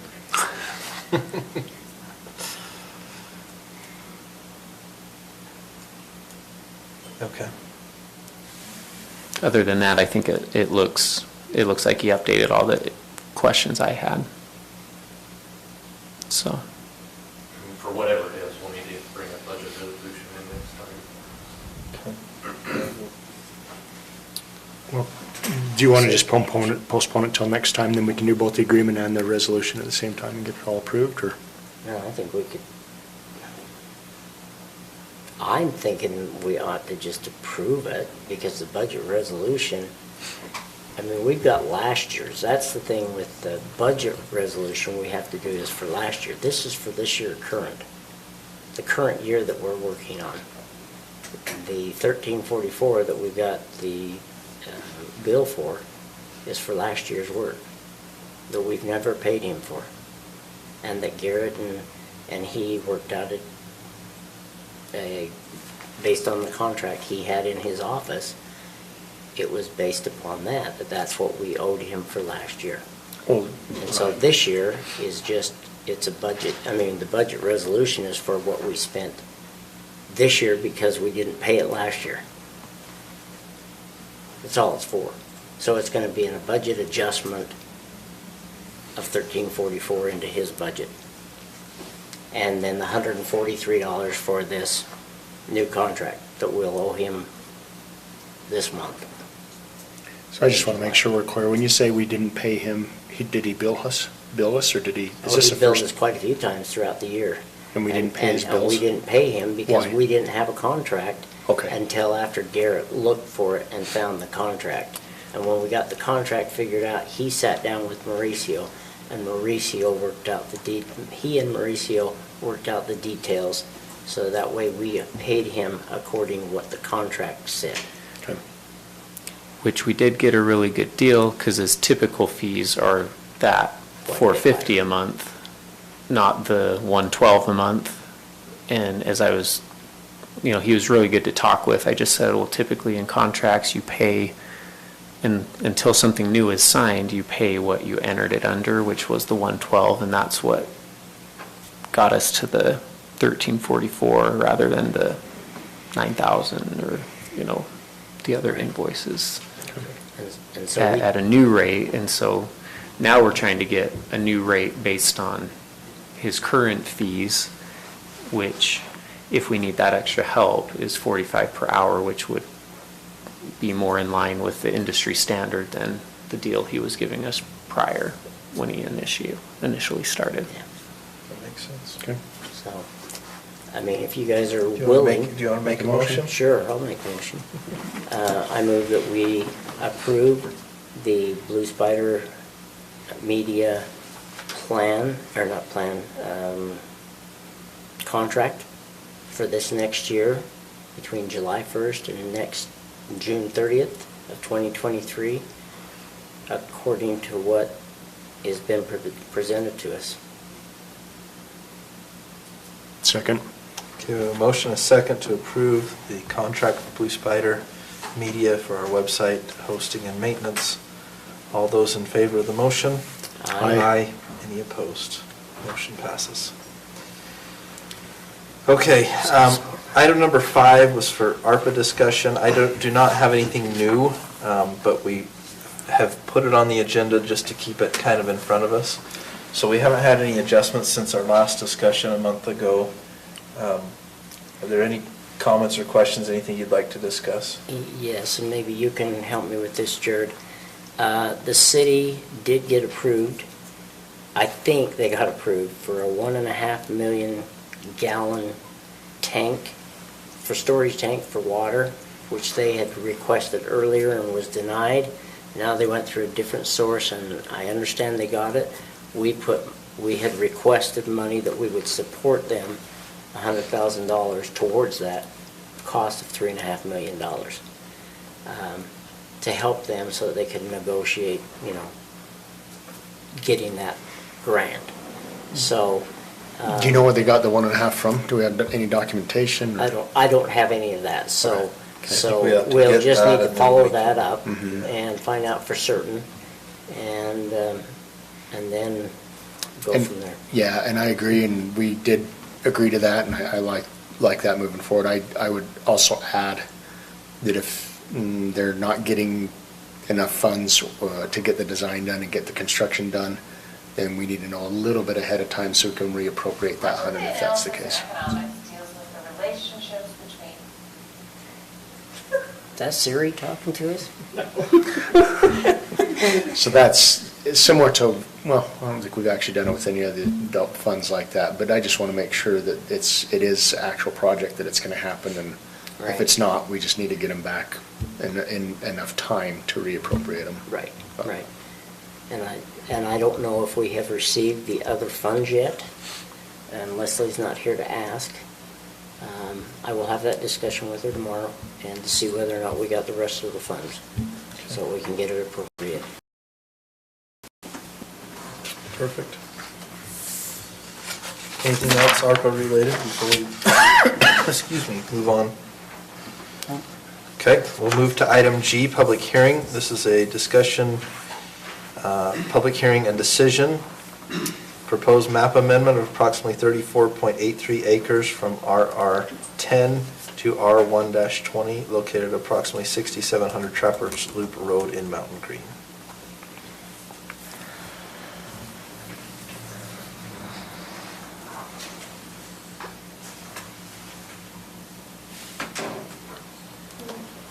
So the request is to amend 34.83 acres from R10 to R120. So RR10 currently says that the minimum lot area is 1 unit per 10 acres, and R120 is 20,000 per acre, the lot area. The future land use map is showing it as village low density residential, which is a maximum of 2 units per acre.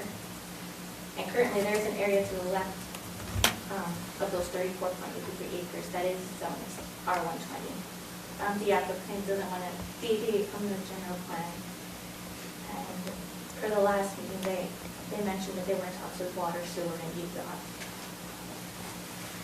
The Planning Commission forwarded a positive recommendation based on the staff report on June 30th, 2022. Any questions? Or the applicant's favorite? Answer questions first. So when they want to amend this, and it was originally an RR10, the homes directly to the west, to the south of this are R10.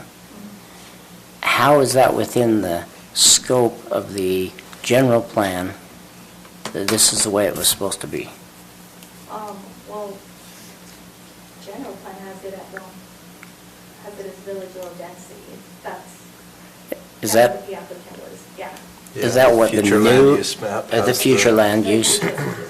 Okay, and that's under the 2010 future land use?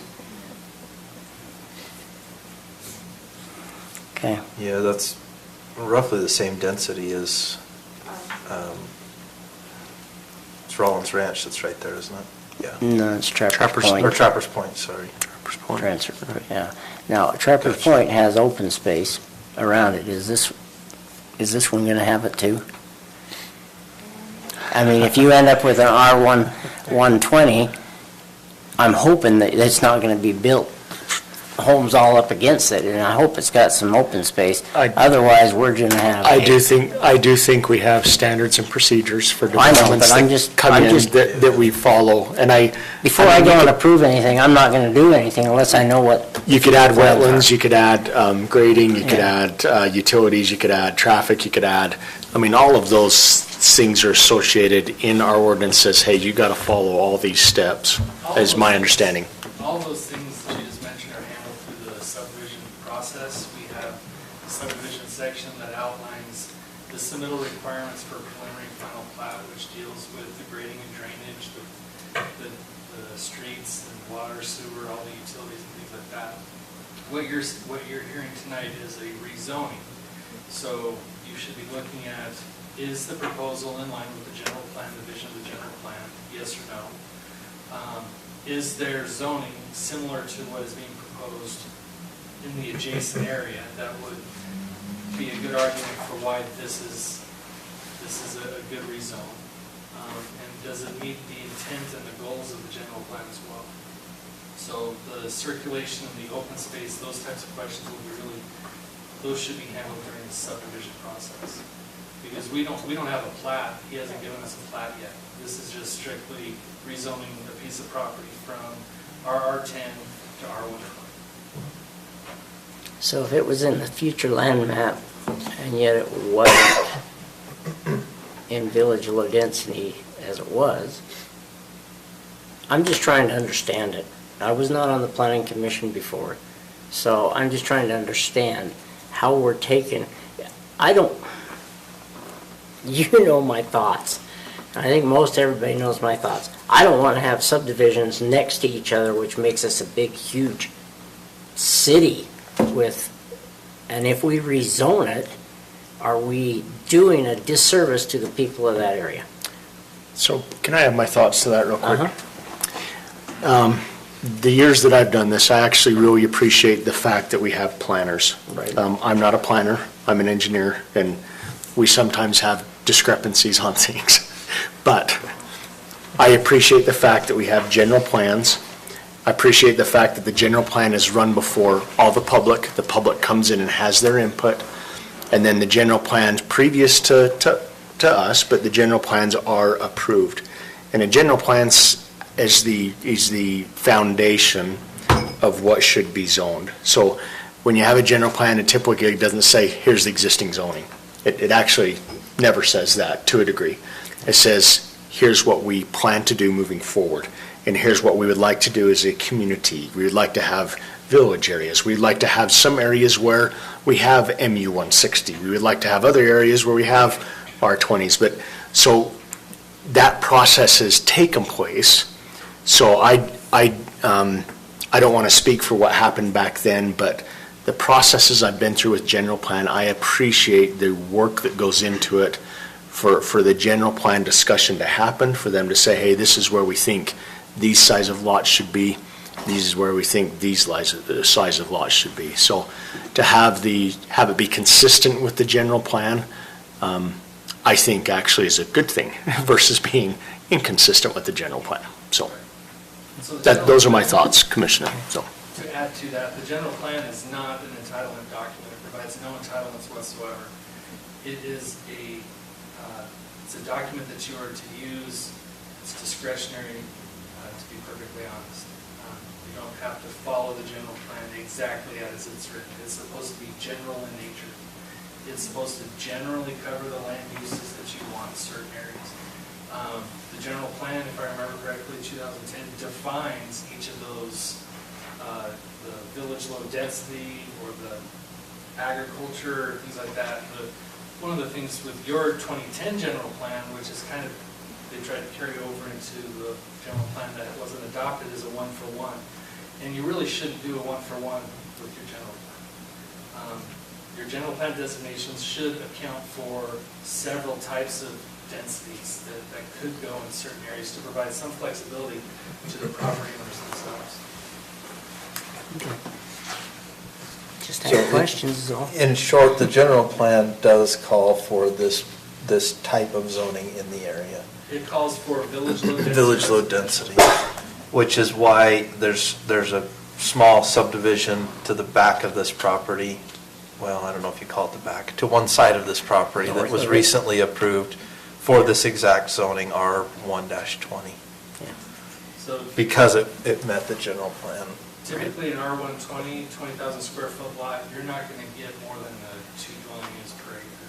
When it's fully developed, we've subtracted out all the infrastructure that are required. So for instance, just back of the napkin calculation, you have 34 and change acres here you subtract out 35% for infrastructure requirements for streets, and I don't know if they're gonna do curb gutter sidewalk, because we don't have a subdivision, we don't have a plat yet. So just back of the napkin, you could probably get maybe 49 lots out of this, but then you also have to look at water, getting the legal right to withdraw, things like that. So I don't know if they'll get that many lots, but just back of the napkin, that's probably what you would get out of 34 acres,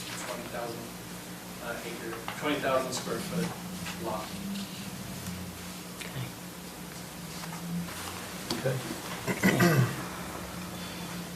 Would the applicant like to address the commission?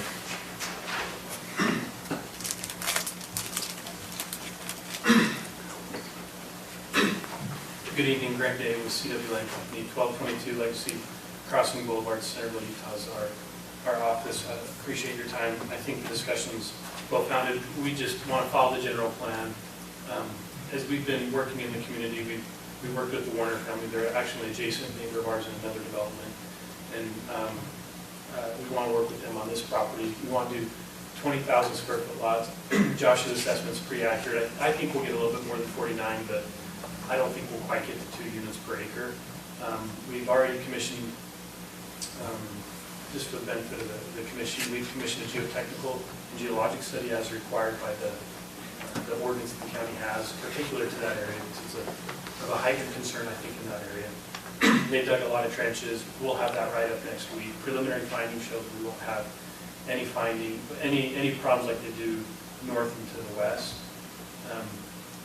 So we'll have that next week.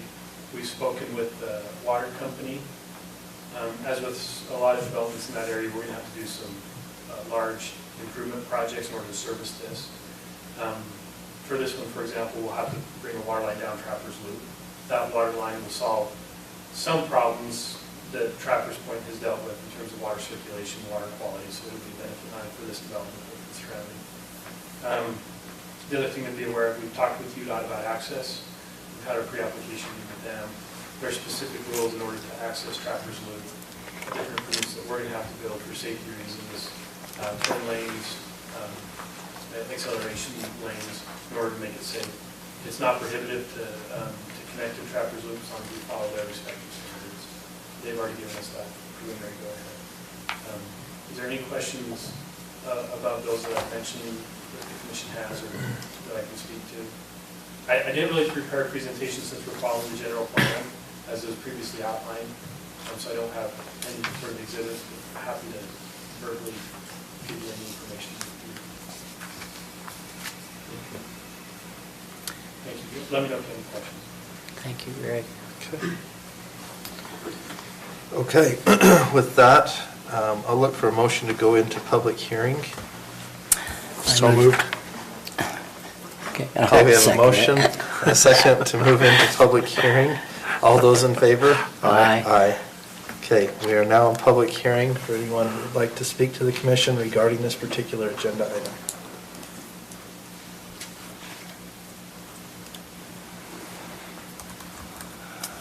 Okay, seeing none, I'll look for a motion to go out of public hearing and back into the public meeting. So moved. We have a motion. This is hard with just 3. Second. All those in favor? Aye. Okay, we are back in our public meeting. The item we have before us is a proposed zone map amendment of approximately 34.83 acres, moving from R10 to R1-20, located approximately 6700 Trappers Loop Road in Mountain Green. I move to approve the Warner rezone map amendment, application number 22.036, changing the zoning district from RR10 to R120, based on the findings listed in the staff report dated July 14th, 2022. Second. Okay, we have a motion and a second to approve the proposed zone map amendment. All those in favor? Aye. Aye. Any opposed? Okay, motion passes. Okay, we will move to commissioner comments. Commissioner Fackrell. Okay, let me give you an update on internet. Mike, you were working with the internet people today, right? Yep, they've got it. And they've got basically it up and running at the fairgrounds. Yeah. So that's wonderful. And so, talking to Mike Zendel with Liberty Broadband, he is working on, he's basically trying to fill out the whole county. The biggest thing that we have to do within the county as far as internet is individuals that want internet, and the same with Beehive. But I'll give you their update in just a minute. Liberty and Beehive, they say, call them, see if it's within their areas that they can go and do or attach their house to the internet. I mean, we've got two good options for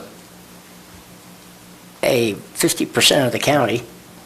We don't quite have the other 50%. There's those areas that have zero right now, and we're working on them.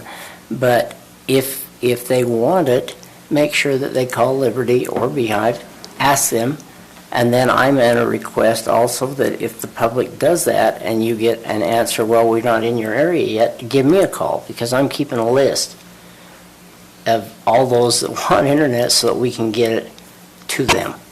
And I'm going to keep working with these two internet companies and any others to help supply and make sure that everybody gets the internet in the county. Beehive, after talking to them yesterday, they have had some resistance to, after they've got the internet in the ground and on the telephone poles down in the Highlands area, and they only have 63 homes of the potential over 200 that have requested internet, and they can't figure out why, because people in Mountain Green don't get internet. They can't. It's very difficult. There is one area up there that has been working with us to try to get them internet, and I'm working with Beehive can't provide it. It's going to cost them another $100,000 to do it. They won't do it. They want to charge Liberty Broadband $900 a month. Liberty says, well, that's everything we'd make off of those extra 16 homes. So we're working on another thing with Liberty that is willing to put in more towers, and they will be putting that in to cover that area. So that's a good thing. They will not attach to Beehive. And so that's one thing that they are working on. The rest of the county that Beehive has done is in the Rollins Ranch area. They have 90% of them all signed up and operating for winter internet. Parts of the Highlands that they have been able to put the lines in, they've been able to get the majority of them. And the Enterprise, the same thing. Those that had the access to it, they've got it. Now, as far as the last three phases, and this is the one I was irritated with them about, is they're now down to 3 phases left on Morgan Valley Drive.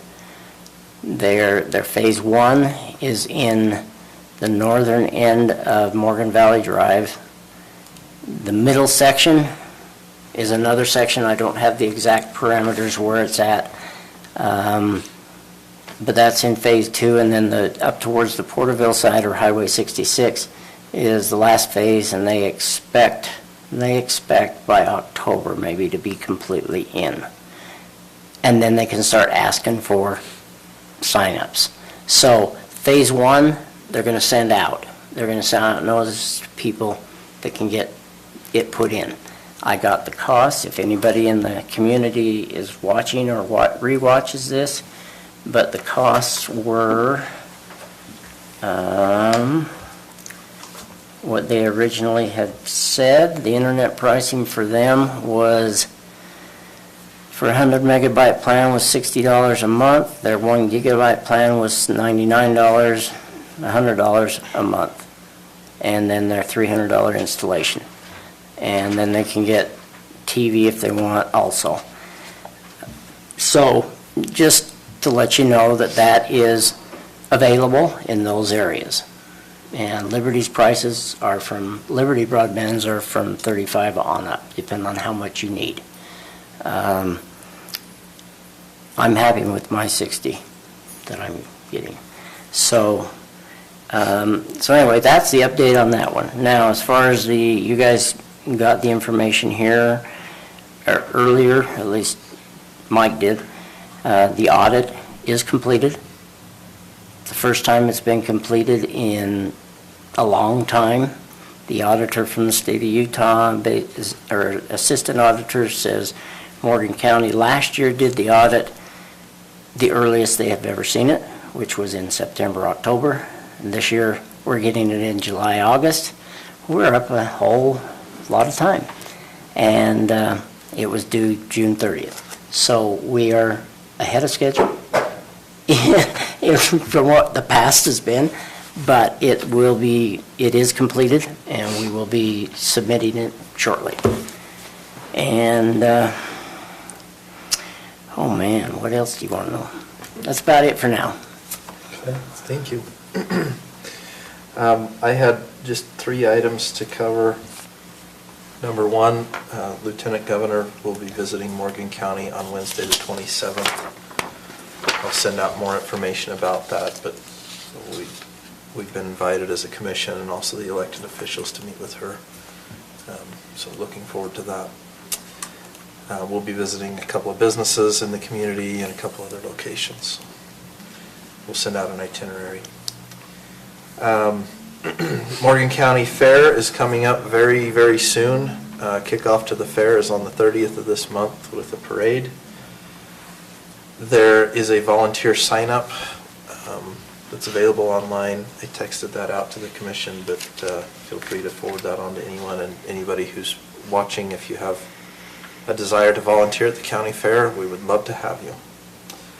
And also want to just publicly thank those who do volunteer and have volunteered a lot of time thus far in preparing. The fair board meets now on a weekly basis for the next little while, getting prepared to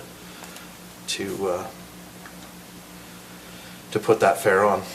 And then the last thing that I wanted to address with the commission themselves is if you are interested in doing the fair parade as a commission, and if so, I'll get us signed up for that.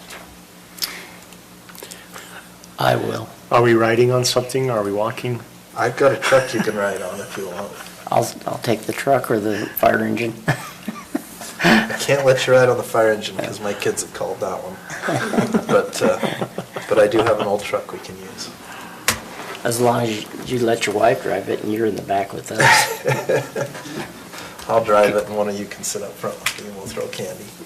Okay. That being said, I would suggest that perhaps we buy some candy for that event. I don't know if we want to allocate some county funds to do that, or if we want to just, but I'm thinking maybe if we got some candy, you know, I don't know, quite a few big bags, because you go through it. I mean, at the 4th of July parade, I threw out 6 pounds of candy in a very short amount of time, so we'll need quite a bit if you do. Can we get a mix like that? Great, wonderful. Okay, that's all I have.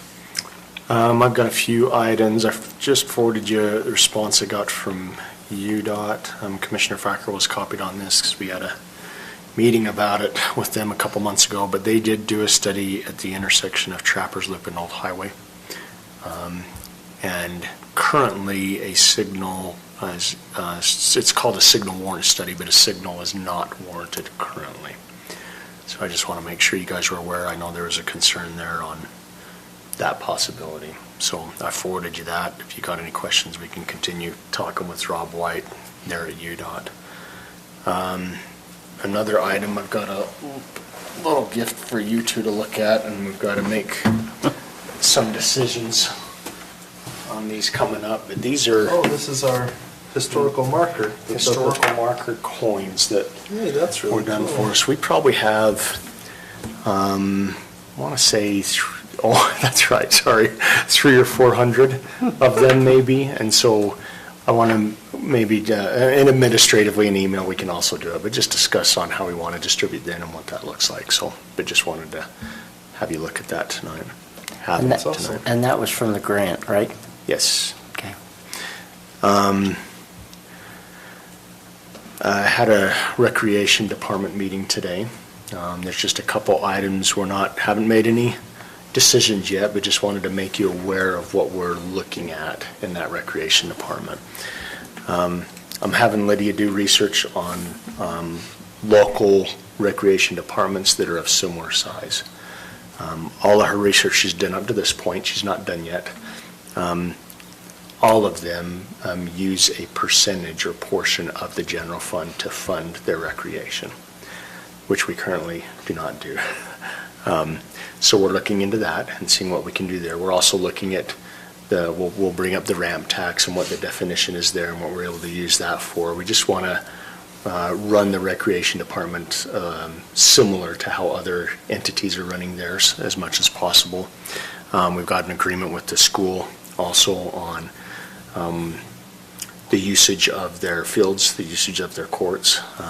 Lydia and Garrett and I met earlier today to make some adjustments to that agreement. Once we get to a point, it'll probably be pretty soon, we'll get that agreement out to the rest of the commission for review and see what you guys think about that. So we're getting close with that. We're really excited for recreation. I really think that's going to continue to move forward, and I know a lot of people enjoy that, and so we're excited to move forward with that department. The last item, I actually floated the river this past weekend. And I won't get into details, but I enjoyed it. And it's interesting on the amount of people that are in that, I think they call it the takeout area there at Taggart's. I know unless you've been there, I know Commissioner Newton has, I believe Commissioner Fackrell has, but unless you've been there on a weekend and actually seen the amount of people, I don't think it quite registers of the opportunity that we could have. And I would even include the opportunity of creating more space for people to come out, the opportunity of how we're able to capitalize on some of those dollars that are going to be coming into our county, hopefully. But it was a great thing to experience. There's a lot of people there, a lot of people using our amazing river every weekend. So I do think it's a great thing, and it brings people here. So I know Chair Newton's been working quite a bit on that, but it was just a neat experience. I hope we can continue to move forward with that. So one thing about that river, just for your information, there's a group of people like you've been working with, the river restoration, that I've been working with them and the water users, and there is monies available. We're working on trying to get those requested by October, and because we have to request them for next year if we want them out of the outdoor recreation. And they're all full 100% behind this river, whatever we want to do with it. And so there's areas that we need to really go through. And I talked with one of our local outfitters to see if they would take us up and down, not just that portion of the river, but all the way down as far as we can, to see if there's more things that we could possibly do with the river without it offending or hurting any of the public or the private individuals or private landowners, unless we work out some kind of a lease agreement with them. So. And I to add to that, I think that's a great thought process, and I know the work that I did on the Weber River years ago, in order to get water out of the river, there are some locations where there's actually dams across the river. It does let some water go through, but it costs a little bit of money, but you can design it where if you come up 200-300 feet, you can still catch the elevation of the water. It can still be given to those owners that own those rights, and you can still just come down the river nice and easy. So there's ways to work through that, and it does cost, but yeah, that was some of the experiences. I wasn't going to get into details of the couple drops that existed that we went over. So, right. But it's not just for recreation. It's for fish. It's for a lot of things, just to restore that natural flow of the river, for sure. So, and just to enjoy, just to plain flat out enjoy. So I appreciate you bringing it up for me. If That canyon's a very different experience from the river than it is from the freeway, is it? It is, yeah. It's a totally different place. Yeah, no matter what the temperature is outside, the river's cold, by the way. But if you do use the river, we encourage you to stop in Morgan and get a bite to eat, fill up your car. buy some- And take out your trash. For the most part, I've seen a lot of people be very responsible about trash this year. We've seen garbage bags show up and be filled up, and we've got garbage cans at the takeout area that people are utilizing, so I think responsible recreation means that we can continue to have recreation, so it's good. That's all I have. Awesome, thank you. Okay. All right, with that, we'll adjourn. Okay. Do you want a motion? Yeah. Okay, Make a motion, we adjourn. You don't have to have a second. We don't need a second. We have a motion to adjourn. All those in favor? Aye. Aye. Aye. You don't even need that.